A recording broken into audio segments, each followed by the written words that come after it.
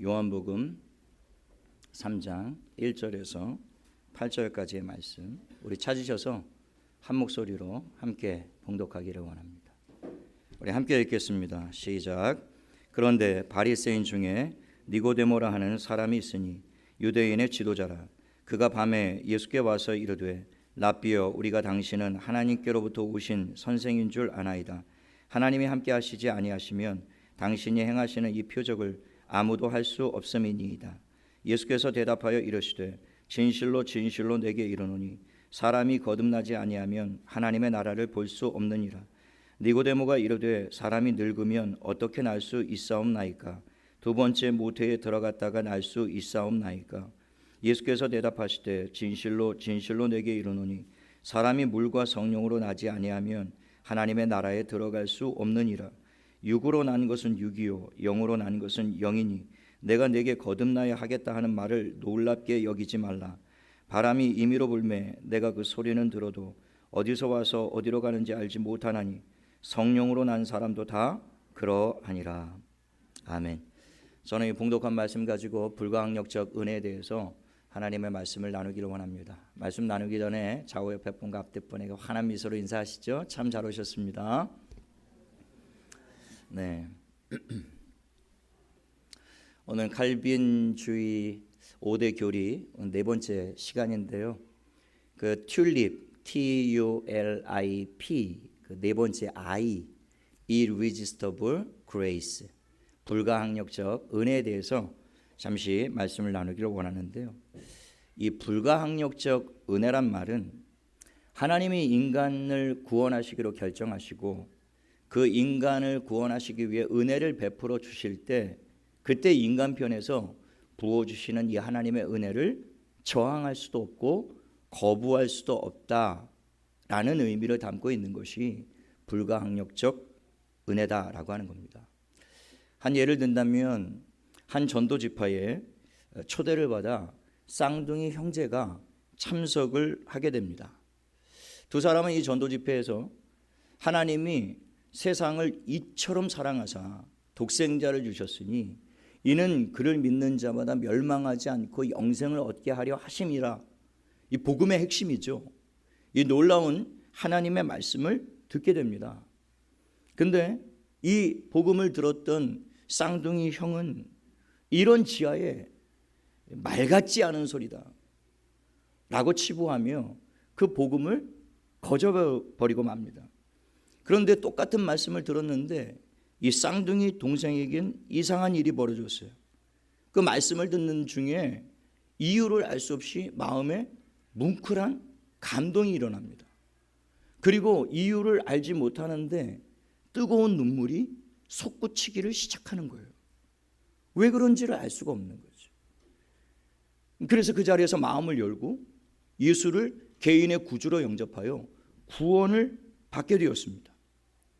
똑같은 말씀을 들었지만 쌍둥이 형과 동생은 전혀 다른 반응을 보이게 되었다라고 하는 거죠. 이 쌍둥이 형제의 이름이 야곱과 에서입니다.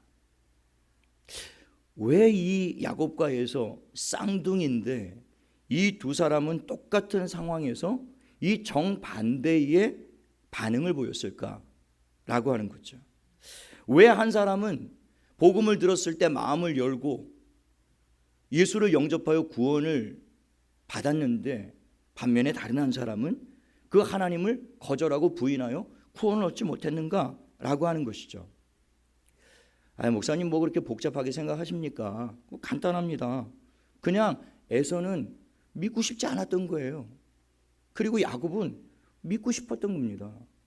그냥 복음을 들었을 때 내가 좀 믿어야 되겠다. 그렇게 야곱은 결정한 것이고 에서는 좀 말도 안 된다. 나는 저거 못 믿겠다. 단순히 개인의 선택의 문제다라고 보는 사람들이 많이 있어요. 근데 실상은 개인의 선택의 문제가 아니라고 성경은 분명하게 말씀하고 있는 것이죠. 로마서 9장 13절에 보면 기록된 바 내가 야곱은 사랑하고 에서는 미워하였다 하심과 같으니라. 그러니까 성경은 야곱이 예수를 믿고 구원을 받게 되고 에서가 예수를 거절하게 된 이유가 단순히 개인의 선택의 문제가 아니라 그 궁극적인 원인이 누구였느냐? 하나님의 선택 때문이었다라고 말씀을 하고 있어요.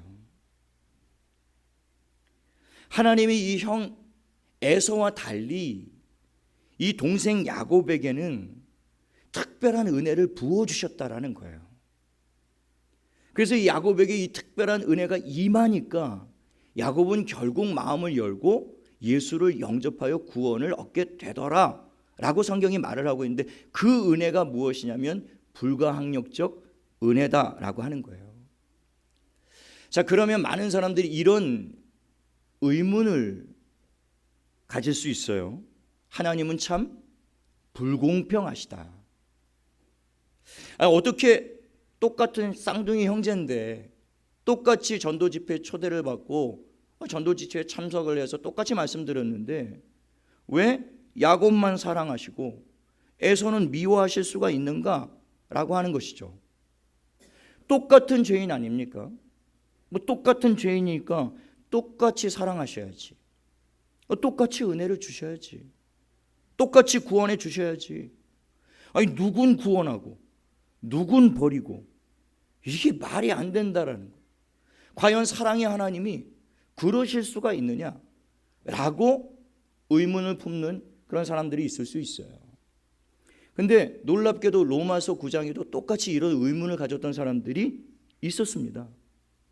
사도 바울이 하나님이 야곱은 사랑하시고 에서는 미워하셨다 이 말을 하니까 이 말씀을 들었던 많은 사람들이 당장 반응이, 그러면 하나님이 불의하신 거 아니냐, 왜 누군 사랑하고 누군 미워하고 누군 구원하고 누군 구원 안 하고 누구에게 은혜를 주고 누구에게 은혜를 안 주고 어떻게 그러실 수가 있느냐 라고 질문을 사도 바울에게 던졌던 거죠.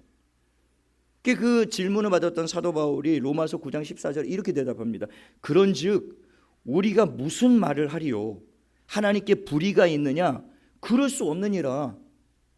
이 얘기가 무슨 얘기냐면 하나님이 야곱을 사랑하시고 에서를 미워하시고 야곱을 구원하시고 에서는 버리셨다라는 이 하나님의 선택에 대하여 그런즉 우리가 무슨 말 하리요? 우리는 거기에 대한 말할 자격이 없다, 그 말을 하고 있는 거예요. 우리는 피조물이기 때문에 창조주이신 하나님이 결정하시고 선택하신 그 권한에 대하여 당신이 뭔데, 누군 사랑하고 누군 미워하고 누군 구원하고 누군 버리고 그렇게 말할 자격이 우리에게 없다라고 이렇게 사도 바울이 이야기를 하고 있는 거예요. 그러면서 하나님이 불의하시다고? 절대 그럴 수가 없다, 이렇게 말씀을 하고 있습니다.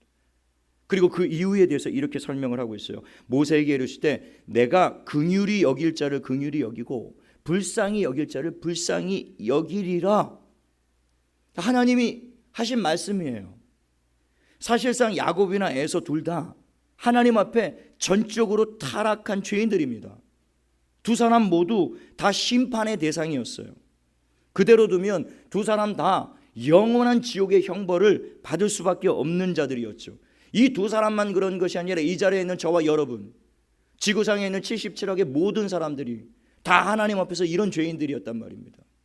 하나님의 영원한 심판을 받을 수밖에 없는 전적으로 타락한 그런 죄인들이었다라고 하는 것이죠.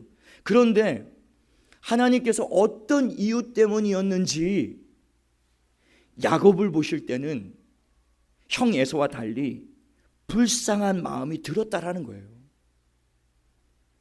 하나님이 야곱을 보실 때 긍휼한 마음이 드셨다라는 거예요. 그래서 내가 이놈은 그냥 버릴 수가 없겠다, 이런 마음을 하나님이 갖게 되었던 거죠. 내가 어떤 대가를 지불하더라도 이 야곱이란 놈은 반드시 내가 구원해야 되겠다라고 하나님이 결정을 하신 거예요. 하나님의 마음에 어떤 사람들을 볼 때 긍휼히 여길 자를 긍휼히 여기고 내가 불쌍히 여길 자를 불쌍히 여기리라 마음이 가는 자가 있었던 거예요. 달리 이게 설명을 할 수가 없습니다. 하나님이 그 마음이 누구에게는 그렇게 끌렸다라는 거예요. 똑같이 야곱도 형 못지않게 에서와 더하면 더했지 못하지 않았다고 제가 몇 주에 걸쳐서 말씀드렸죠. 야곱이 평생 사기꾼처럼 살았어요. 형 에서보다 지독하게 나쁜 짓을 일삼으며 살았던 사람이 야곱이었다고요. 차라리 사랑하려면 형 에서를 사랑해야지 야곱을 사랑한다는 건 사실은 납득할 수 없는 일이에요. 그런데 이상하게 하나님은 에서에겐 그 마음이 들지 않았던 겁니다.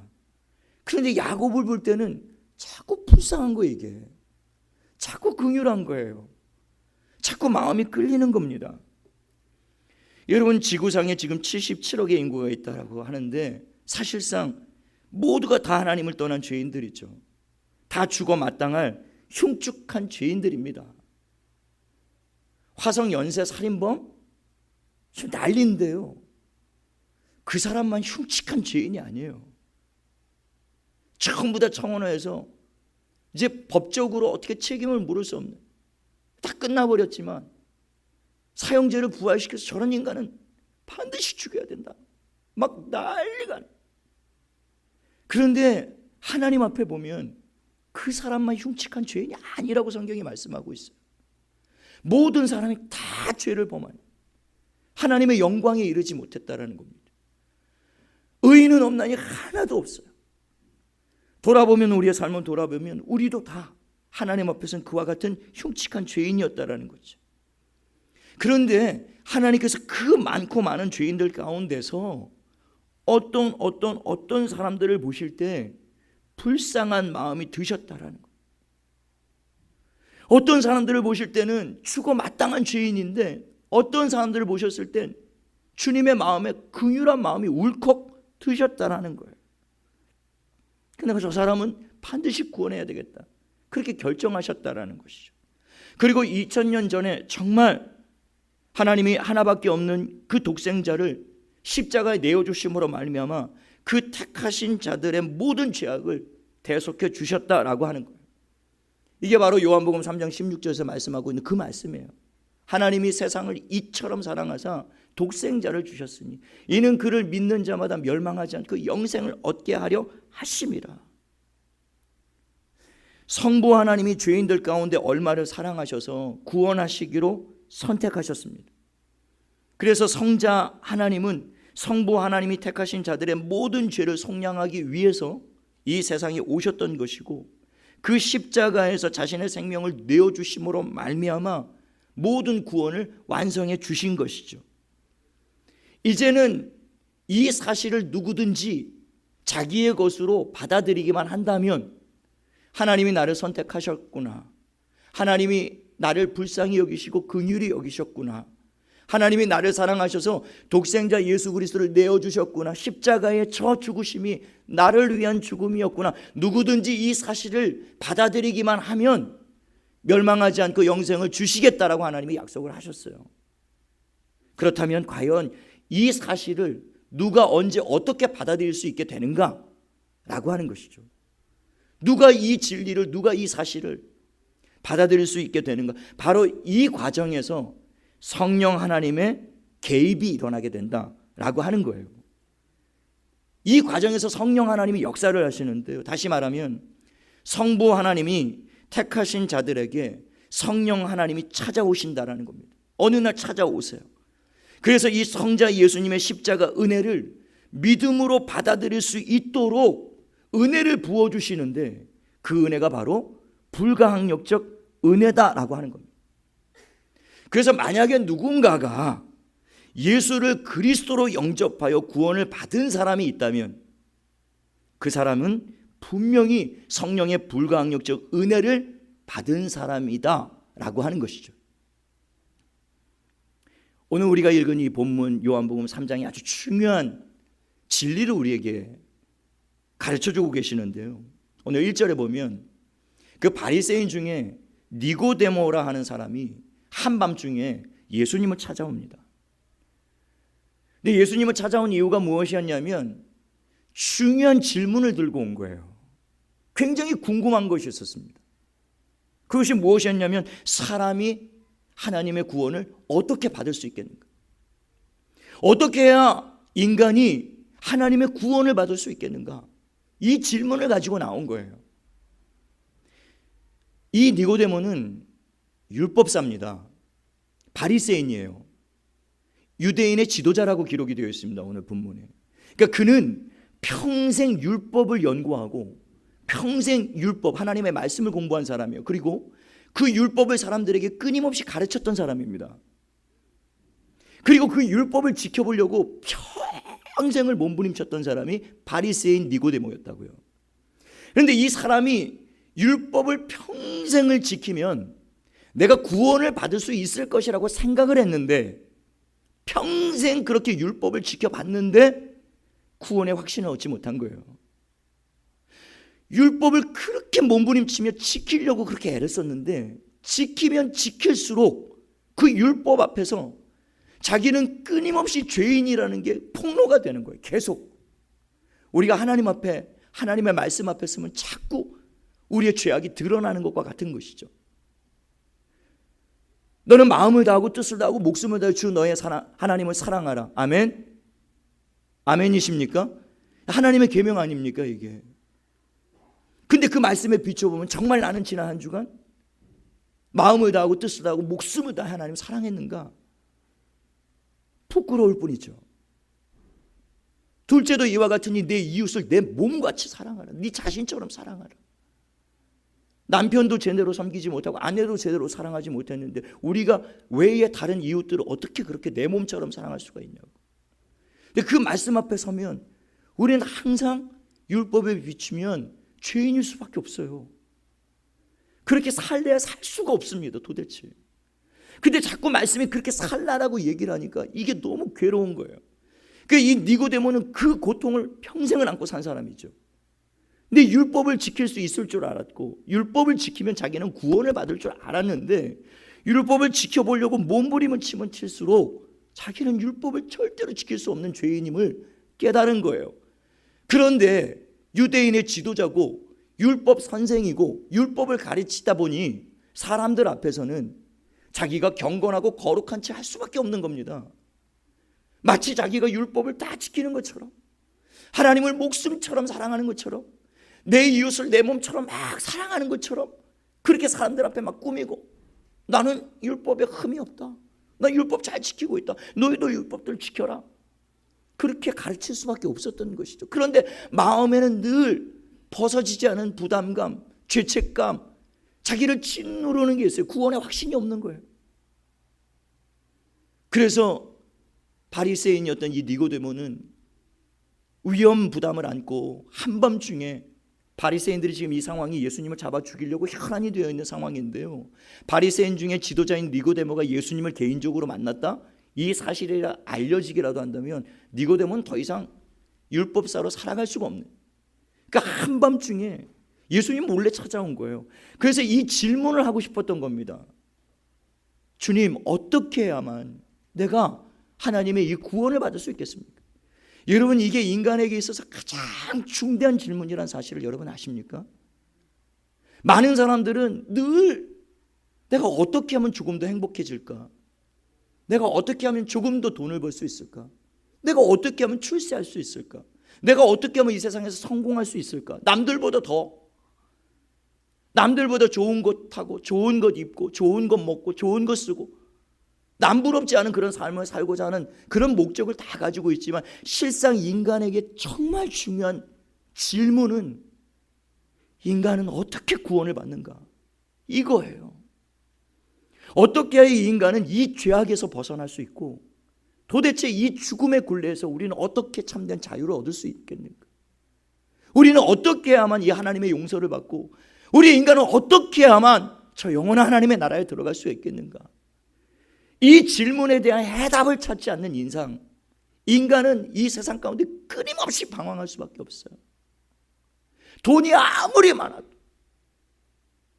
아무리 먹을 것이 지천으로 있고, 아무리 남들보다 좋은 집에서 살고, 남들보다 많은 월급을 받고, 남들보다 좋은 차를 타고, 그러나 이 질문에 대한, 내가 어떻게 해야 구원을 받을 수 있을까? 어떻게 해야만 이 죄에서 용서를 받을 수 있고, 어떻게 해야 내가 영원한 하나님의 나라에 들어갈 수 있을까? 여기에 대한 해답을 찾지 않는 이상 인생은 전부 방황할 수밖에 없습니다. 니고데모는 평생 율법을 연구했지만 이 질문에 대한 해답을 찾지를 못한 거예요. 그래서 오늘 위험을 무릅쓰고 주님 앞에 나온 겁니다. 그런데 놀랍게도 오늘 본문 3절에 보면 주님이 니고데모가 이 질문을 하기도 전에 주님이 먼저 대답을 하세요. 놀랍습니다. 니고데모가 이게 궁금해서 나와서 질문을 하려고 나왔는데 그냥 나온 그 니고데모가 바로 그의 궁금증에 대한 해답을 주십니다. 3절에 예수께서 대답하여 이르시되 진실로 진실로 내게 이르노니 사람이 거듭나지 아니하면 하나님 나라를 볼 수 없느니라. 사람이 어떻게 하나님 나라를 보게 되는가? 어떻게 하나님의 나라에 들어갈 수 있는가? 거듭나지 아니하면 못 들어간다라는 거예요. 여기서 처음으로 거듭난다라는 말이 나오는데 영어 성경에 born again입니다. 이게 다시 태어나야 된다 그 말이에요. 근데 이 말씀을 들었던 이 디모데가 너무 당황스러운 거예요. 그 4절에 이렇게 질문합니다. 말도 안 되는 질문이죠. 니고데모가 이르되 사람이 늙으면 어떻게 날 수 있사옵나이까? 두 번째 모태에 들어갔다가 날 수 있사옵나이까?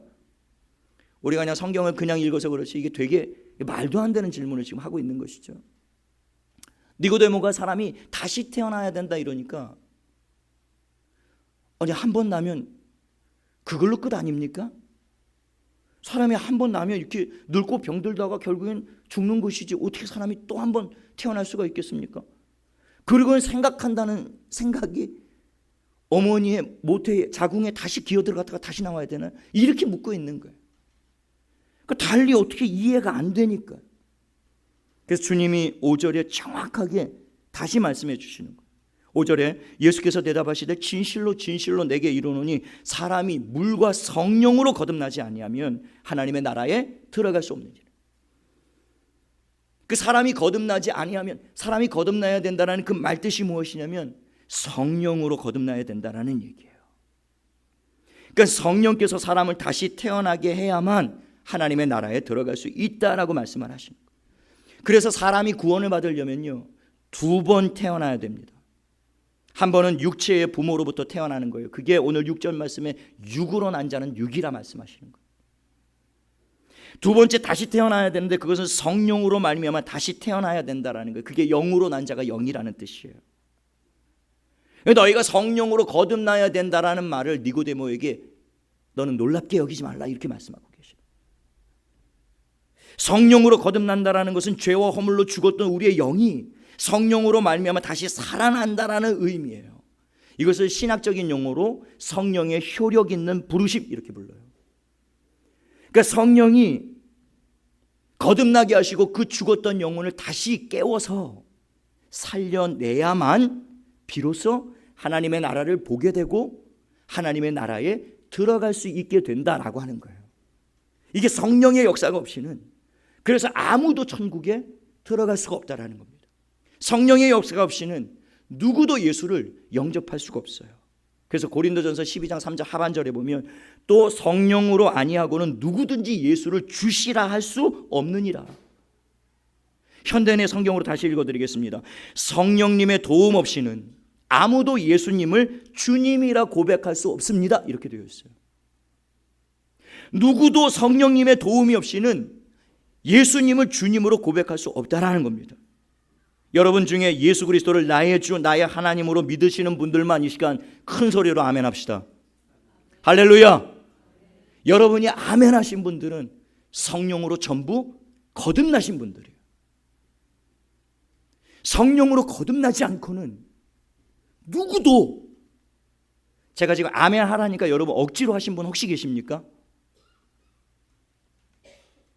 억지로 하신 분을 제외하고 이 시간 저의 이 전해지는 이 복음의 말씀을 듣고 완전히 동의가 되고 정말 하나님이 나를 사랑하셨고 하나님이 나를 택하셨고 그래서 하나님의 하나밖에 없는 독생자를 2000년 전에 나를 위해 보내셨고 그 예수 그리스도를 나의 죄를 대신하여 십자가에 내어주셨고 그 예수 그리스도를 어느 날 내가 나의 주 나의 하나님으로 영접하게 되어 구원을 받은 자라면 이 말씀에 아멘을 안 할래 안 할 수가 없는 것이죠. 그냥 이 말씀에 그냥 동의가 되는 거예요. 성령으로 거듭난 자는 이 말씀에 그냥 동의가 되는 겁니다. 이것은 성령의 불강력전 은혜를 받지 않고서는 결단코 누구도 예수님을 나의 주 나의 하나님으로 고백할 수 없는 일이다 라고 하는 거예요. 사도행전 9장에 보면 그 사도 바울이 부활의 주님을 만나서 거듭나는 놀라운 장면을 기록하고 있는데, 이 사건이야말로 정말 이 불가항력적인 은혜가 무엇인지를 우리가 정확하게 보여주시는 사건입니다. 사도행전 9장 1절에 보면 사울이 주의 제자들에 대하여 여전히 위협과 살기가 등등하여 다메섹을 향하여 달려갑니다. 살기가 등등하여 주의 제자들을 향하여. 그러니까 이 바울이 거듭나기 전에 이 사람은 그야말로 예수의 예자만 들어도 치를 떨던 사람이었습니다. 예수를 부인할 뿐만이 아니라 예수를 믿는 사람은 누구라도 잡아 죽여야 되겠다, 혈안이 되어 있었고 살기가 등등했던 사람이 이 바울이었단 말입니다. 그랬던 그 바울이 예수 믿는 자들을 전부 다 색출하여 잡아 죽이기 위해서 다메섹 도상을 향하여 달려가다가 그 다메섹 도상에서 강렬한 주님의 빛 앞에 그대로 말에서 떨어져 땅바닥에 꼬꾸라지게 됩니다. 거기서 하늘로부터 놀라운 음성을 듣게 되는데요, 그 놀라운 음성이 바로 사울아 사울아 네가 어찌하여 나를 박해하느냐, 이 음성을 들었어요. 근데 놀랍게도 이 사울과 함께 갔던 일행들은요, 하늘에서 천둥 번개가 치는 듯한 소리는 들었지만 그게 사울아 사울아 내가 어찌하여 나를 핍박하느냐 라는 뜻으로 이해를 하지 못했다라고 기록을 하고 있어요, 성경에. 놀라운 일 아닙니까?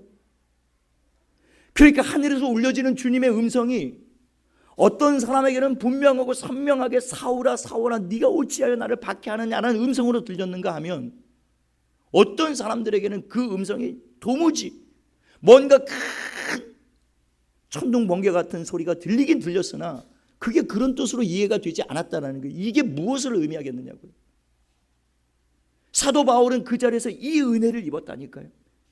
이게 불가항력적 은혜인 거예요. 본인만 알아들을 수 있는. 너무 경이롭고 놀란 음성을 듣자 사울이 그 자리에서 막 부들부들 사시나물 떨듯이 떨면서 도대체 이분이 누굴까? 이 장엄하고 이 거룩하고 사람의 음성이라고는 도저히 이해할 수 없는 이 준엄하고 거룩한 음성은 도대체 누구일까? 그래서 막 두려움에 사로잡혀서 주여 누구시오니까? 도대체 주님 누구십니까? 그때 주님은 나는 내가 박해하는 예수라 이 말씀. 이 선명한 이 음성을 듣고 난 이상 사도 바울은 더 이상 주님께 저항할 수도 없고 주님을 거부할 수도 없는, 그냥 그 불가항력적 은혜 앞에 그냥 바울은 그대로 그냥 무릎을 꿇게 되었던 거예요. 어떻게 이걸 거부하고 이걸 거절하고 이걸 저항할 수가 있었겠느냐고. 받아들일 수밖에 없었다. 그리고 이 놀라운 사건을 경험한 이 바울은 즉시로, 사도행전 9장 20절에 보십시오, 즉시로 각 회당에서 예수가 하나님의 아들이심을 전파하기를 시작합니다. 망설일 이유가 없는 거예요. 그 부활하신 주님을 만나고 성령의 불가항력적인 은혜를 경험하고 완전히 영이 살아나고 거듭난 이후에 이제는 더 이상 주저할 필요가 없는 거예요. 성령의 은혜를 받고 거듭나자 바울은 즉각적으로 예수님이 하나님의 아들이셨구나, 내가 전에는 눈이 가리워졌고 내 영이 죽어 있어서 예수를 들어도 예수인지 알지 못했고 그분이 하나님의 아들이라는 소리를 수도 없이 많이 들었지만 나는 그게 전부 이단의 괴수라고 생각을 했고, 이 잘못된 교리를 전파하는 이 예수를 자기가 잡아 죽이고 이 예수를 믿는 자들을 이단으로 취급하고 전부 다 죽여야 되겠다, 이 마음을 가지고 있었는데 이 하나님의 놀라운 은혜를 다메섹 도상에서 경험하고 난 이후에는 완전히 사람이 달라져 버린 겁니다. 그토록 자기가 잡아 죽이기에 혈안이 되었던 그 예수가 하나님의 아들이심을 고백하기를 시작했다라는 것이죠. 이 바울이 단 며칠 만에 갑자기 돌변해서 이렇게 변화가 되니까 이것을 곁에서 지켜봤던 사람들의 반응을 사도행전 9장 21절에 이렇게 기록합니다. 듣는 사람이 다 놀라 말하되 이 사람이 예루살렘에서 이 이름을 부르는 사람을 멸하려던 자가 아니냐, 여기 온 것도 그들을 결박하여 대제사장들에게 끌어가고자 함이 아니냐 하더라. 며칠 전까지만 해도 이 사울은 예수 믿는 사람들을 전부 다 잡아 죽이려고 혈안이 되었던 그 사람인데 아니 며칠 사이에 도대체 이 사람에게 무슨 일이 벌어진 거냐? 무슨 일이 벌어졌길래 갑자기 예수 믿는 사람을 그렇게 잡아 죽이려고 했던 이 사람이 갑자기 예수님은 하나님의 아들이라고 이렇게 외치고 다니는 이 일이 도대체 무엇인가? 많은 사람들이 이게 이유를 알 수가 없었던 거예요. 어리둥절해하던 그 자들에게 사도 바울이 이렇게 고백합니다. 사도행전 9장 22절에 사울은 힘을 더 얻어 예수를 그리스도라 증언하여 다메섹에 사는 유대인들을 당혹하게 하니라. 여러분, 이날 이 순간 이후부터 사도 바울은 로마에서 목이 잘려 순교하는 그 순간까지 사도 바울은 평생에 예수를 나의 그리스도, 나의 주, 나의 하나님, 이분이 메시아라는 사실을 자신의 전 생애와 전 생명을 걸고 이 복음, 이 진리, 죄인 중에 괴수였던 나 같은 이 죄인을 만나주신 주님, 다른 자도 아니고 그 예수를 핍박하고 그 예수 믿는 자를 죽이려고 혈안이 됐던 나 같은 이 죄인 중에 괴수, 이런 인간을 주님이 구원하신 그 은혜의 복음, 나 같은 자를 구원하신 이 은혜의 복음. 그래서 사도행전 20장에 주 예수께 받은 사명, 그 하나님의 은혜의 복음을 증거하는 일을 마치려 하면 나의 생명을 조금도 귀한 것으로 여기지 않겠다. 그렇게 여기고 사도 바울은 평생을요 자기를 구원하신 이 복음을 위해서 헌신하는 삶을 살았다라고 하는 것입니다. 여러분, 도대체 무엇이 예수의 핍박자를 이토록 예수의 전파자로 변화를 시켰는가 라고 하는 것입니다. 다메섹 도상에서 저항할 수도 거부할 수도 없는 그 성령의 불가항력적인 은혜를 받았기 때문에 사도 바울이 사울에서 바울로 변화가 될 수 있었던 것이죠. 이게 바로 불가항력적 은혜라는 거예요. 저는 분명 이 자리에도 이 놀라운 사도 바울과 같은 이 은혜를 경험하고 나 같은 죄인을 살리신 그 하나님의 그 은혜에 감격하여 하나님 앞에 나와 계신 분들이라고 저는 믿습니다. 이 하나님의 은혜를 경험. 저도 1991년 12월 24일 성탄 이브, 전에도 한번 말씀드렸습니다만 저도 이 사도 바울이 받았던 이 불가항력적 은혜를 저는 집에서 받았습니다. 24살의 젊은 청년이요 성탄절 이브에 집에 있었다? 이게 무슨 뜻인지 아시겠죠? 정말 비참한 24살의 청춘이 성탄절 이브에 집에 틀어박혀 있었다. 저는 그 비참한 상황 가운데서 할 일이 없기에 이리저리 TV를 돌리고 만지작거리다가 한 채널에서 고정해졌습니다. 늘 성탄절이면 요즘엔 잘 안 해주더라고요. 그때마다 참 많이 성서 영화를 했는데 그 성서 영화 중에 바울과 베드로라는 폴 앤 피터, 그 성서 영화, 저는 예수님에 대해서 궁금하지도 않았고 알고 싶지도 않았고 저는 그 전까지 저는 불교 집안에서 자라 평생을 석가모니를 우상처럼 떠받들고 예수의 가르침보다 석가모니의 가르침이 더 위대한 가르침이다, 자비의 정신을 가지고 저는 살려고 노력했던 사람이거든요. 어머니의 영향을 받아 평생 절을 다니며 여자 스님에게 제 명을 길게 하려고 양아들로, 수양아들로 여자 스님에게 입적을 시켜서, 제 양어머니가 스님이에요. 초등학교 4학년 때 일입니다. 그 일이.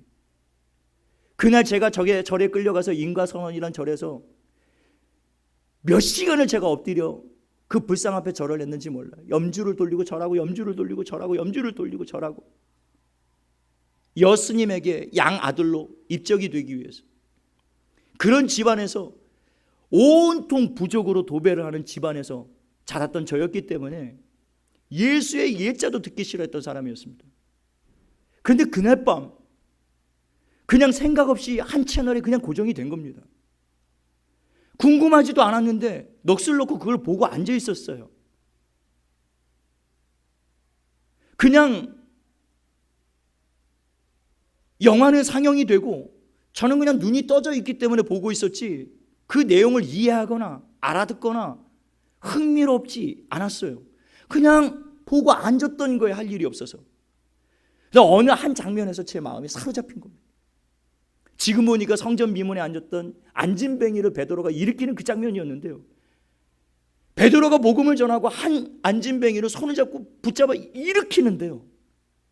그 장면에서 불가항력적 은혜가 제게 그냥 뚫고 돌아버린 거예요. 그 장면을 보는데 이해할 수 없는 마음에 뭉클한 감동이 오는 겁니다. 도저히 제 자신으로 억제할 수 없는 뜨거운 눈물이 갑자기 솟구치기 시작하는데요. 저는 평생에 눈물이 이렇게 뜨거울 수도 있구나. 저 그때 처음 느껴봤습니다. 눈물이 막 차올라서 막 그냥 수도꼭지를 튼 것처럼 막 줄줄줄 흐르는데요. 이걸 어떻게 주체를 할 수가 없는 거예요. 너무 뜨거운 눈물이 흘러서. 근데 더 놀라운 것은 내가 왜 우는지를 모르겠는 거예요. 근데 더 놀라운 것은 억제가 안 돼요, 이게. 이걸 막 억누러 보려고 내가 지금 뭐 하는 거지? 왜 내가 저 장면에서 내가 지금 뭐 하는 거지? 그리고 그걸 억눌러 보려고 하는데요. 눈물이라는 게 그렇습니다. 억누르면 더 솟구쳐 나오는, 막 꺽꺽거리고 나오는데요. 이걸 어떻게 감당을 못 하겠더라고요. 그렇게 마음에 감동을 받고 눈물이 막 흐르는 중에 제 마음 가운데 무슨 생각이 드냐면 하나님은 살아계신다. 그 생각이 든 거예요. 하나님은 분명히 살아계시는구나. 그 순간에 전화벨이 울렸는데요. 이게 눈물이 그쳐야 전화를 받을 거 아닙니까? 막 눈물을 훔치고 막 억누르려고 전화를 받으려고 막 하는데 진정이 안 되는 거예요. 전화를 받았는데요. 저쪽에서 여보세요 하는데 대답을 할 수가 없어요. 그냥 그 전화기를 붙잡고 한참을 울다가 그냥 끊어버렸습니다.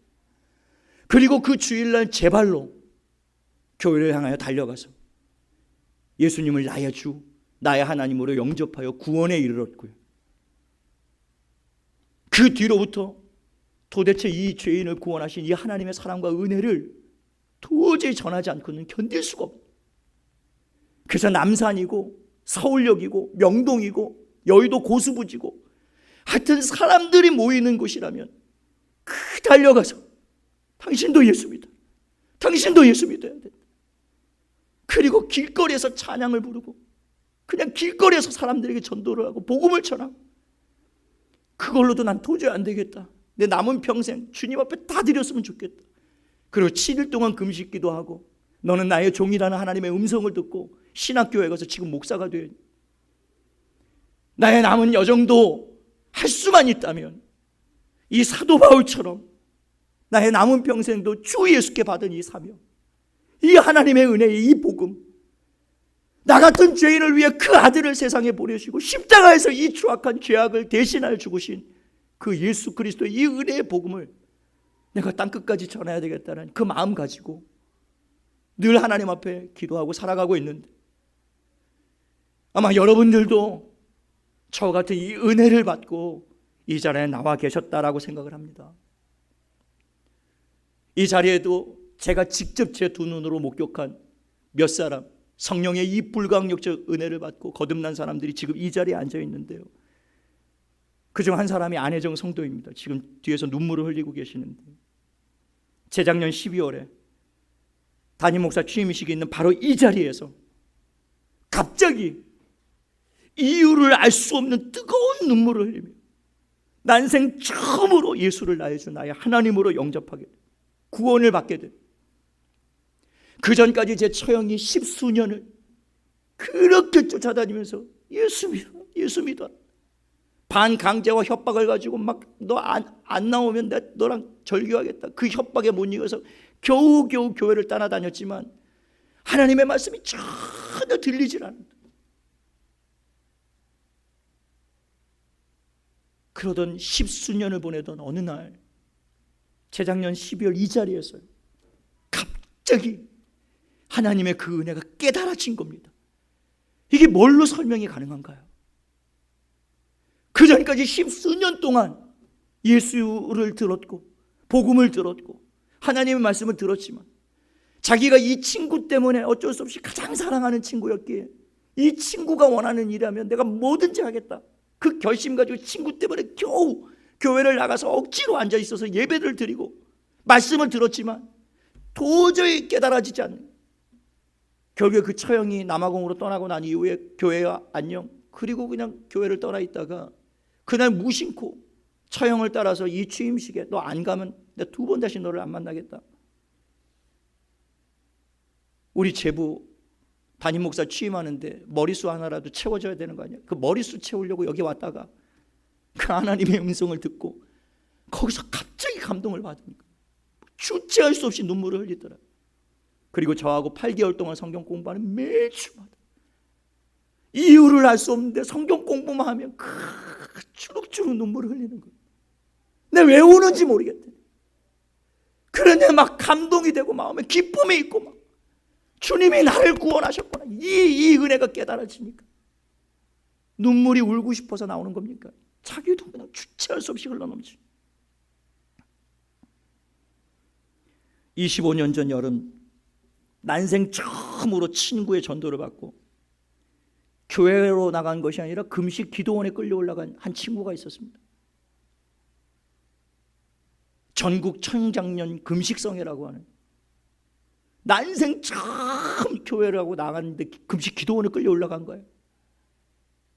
그 3일 동안 금식 기도를 합니다. 난생 처음 교회를 나간 사람. 금식 기도 할 수밖에 없어. 밥을 안 주니까. 이틀째 아침에 얘가 얼굴이 시커매져가지고 저를 향하여 나 집에 가겠다. 사람을 끌어다 놓고도 밥을 안 주네. 배고프다. 나는 가야 되겠다. 그런 놈을 어떻게 설득해서 앉혀놓고, 너 도저히 안 되겠다. 나랑 기도를 가자. 기도굴. 난생 처음 나온 그를 끌고 기도굴, 그 좁아 터진 냄새나고 그 더운 그 여름에 전도사님 한 분이랑 둘이 들어가가지고 몇 시간 동안 등짝을 두드려가면서 회개하라 이놈아, 회개하라. 너 얼마나 네가 흉악한 죄인인 줄 아냐. 아니 죄인이 뭔 줄 알고 죄가 뭔 줄 알아요. 그냥 그 기도굴에서 막 회개하러 보내. 그리고 두 사람이 막 방언으로 몇 시간 동안 떠들어대니까 얼마나 힘들었겠냐고요. 그리고 두 사람이 나옵니다. 나오고 너는 여기 남아있어라. 너는 주님을 만나야지. 너는 주님을 만나지 않고서는 너는 안 된다. 그리고 그 자리에 처박아 놓고 문을 걸어 잠그고 밖에 나가서 있는데요, 잠시 후에 놀라운 일이 벌어졌어요. 그 안에서 막 울부짖는 짐승의 괴성 같은 소리가 막 울부짖기를 시작하는데요, 얼마 동안을 그렇게 기도를 하는지 몰라요. 그리고 나와서 봤는데 얼굴이 그냥 눈물과 콧물로 완전히 범벅이 된 그 얼굴. 그 기도굴에서 불가항력적인 성령의 은혜를 체험한 것이죠. 그리고 그 이후에 집회에 참석했다가 성령 체험하라고 방언을 받게 되는 거예요. 교회 나간 지 3일 만에. 여러분 10몇 년 동안 20몇 년 동안 다니면서 방언 못 받으신 분들 회개하셔야 돼요. 3일 만에도 받는데. 그냥 성령 체험하라고 방언을 받고 그 체험 이후에 이 친구가 완전히 달라져 새로운 인생을 살기 시작합니다. 그 친구가 바로 이 자리에 앉아있는 양선혁 성도예요.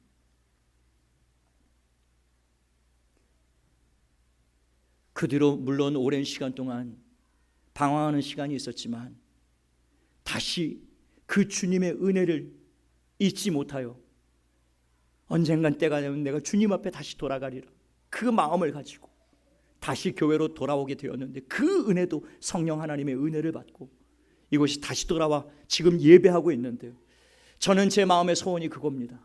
저 친구와 제가 남은 우리의 평생을 정말 이 사도 바울 같은 인생, 은혜 받은 자의 인생, 나를 구원하신 그 은혜에 감격하여 그 은혜 때문에 그 주님을 위하여 우리의 목숨이라도 기꺼이 내어놓는 인생 살게 되기를 지금 기도하고 있는데, 여러분도 제 친구를 응원해 주시고 기도해 주시기를 예수님의 이름으로 부탁을 드립니다. 또 한 사람의 이야기만 하고 마치려고 하는데요, 그 한 사람은 고1 때까지, 정말 고1 때까지 교회를 한 주도 빠짐없이 다녔지만 믿음 1도 생기지 않아. 그냥 교회 오빠들 때문에 그저 재미로만 그렇게 교회를 주구장창 다니다가 고1이 되었을 때 실증이 나서 그만 교회를 떠났다가 몇 년이 흘러 갑자기 어느 날 어느 순간 난 교회를 나가지 않으면 안 되겠다는 그 절박한 마음이 갑자기 마음에 솟구쳐서 자기도 모르게 정신없이 교회를 향하여 달려가기 시작하는데, 그 교회를 향하여 다시 돌아가는 그 버스 안에서 그냥 이유를 알 수 없는 눈물이 막 솟구치고, 거기서 자신의 지금까지 지었던 죄를 하나님 앞에 막 고백하고 회개하고, 그렇게 버스에서 내려서 교회로 달려가자마자 그대로 교회에서 엎드려져서 예수님을 나의 구주, 나의 하나님으로 영접하여 구원을 얻게 된 자매가 있는데요, 그 자매가 바로 제 사모입니다. 여러분들은 언제 어느 순간 어떤 은혜로 이 주님의 놀라운 은혜를 경험하셨는지 여러분의 그 간증을 저는 듣고 싶습니다. 여러분에게도 분명 모태신앙으로 태어나서 그냥 평생을 예수님이 나의 주, 나의 하나님으로 고백하며 평생을 그냥 사신 분들도 계실 거고요, 이 자리에는 저처럼 바울처럼 극적으로 주님을 이렇게 만난 불가항력적인 은혜를 경험하고 이 자리에 나오신 분들도 계실 텐데요, 여러분들이 어떤 은혜로 이 자리에 나와 있든지 예수를 나의 주, 나의 하나님으로 고백할 수 있었던 이것은 성령님의 전적인 은혜가 없이는 결코 이런 일은 있을 수가 없었다라는 겁니다. 저와 여러분이 이 예수를 나의 주, 나의 하나님으로 고백하고 있다면 저와 여러분은 이 놀라운 하나님의 선택과 긍휼과 은혜를 입어 성령의 거듭나게 하시는 은혜를 입어 구원을 받은 하나님의 백성이 된 줄로 믿게 되시기를 예수님의 이름으로 축원합니다. 하나님의 전적이고 불가항력적 은혜가 없이는 우리는 결단코 이 예수를 나의 주, 나의 하나님으로 믿을 수가 없었습니다. 그러므로 우리가 받은 이 구원은요, 하나님의 무조건적인 선택과 그리스도 예수의 십자가 대속적 죽음과 이 성령 하나님의 불가항력적인 은혜의 결과인 것을 여러분 아시고, 은혜를 받은 자로서의 삶을 사는, 할 수만 있다면 저와 여러분의 남은 인생이 이 사도 바울과 같이 이리저리 흔들리는 인생 아니라 나를 구원하신 그 하나님의 이 은혜의 복음 안에 날마다 감격하고, 사도 바울처럼 이 은혜의 복음을 사랑하는 우리 가족들에게, 우리 이웃들에게 나를 구원하신 그 주님이 너를 사랑하시고 너를 구원하시기를 원하신다, 이 복음을 전하여 사도 바울처럼 많은 열매, 많은 영혼들을 구원하는 저와 여러분의 삶이 될 수 있게 되기를 예수님의 이름으로 축원합니다.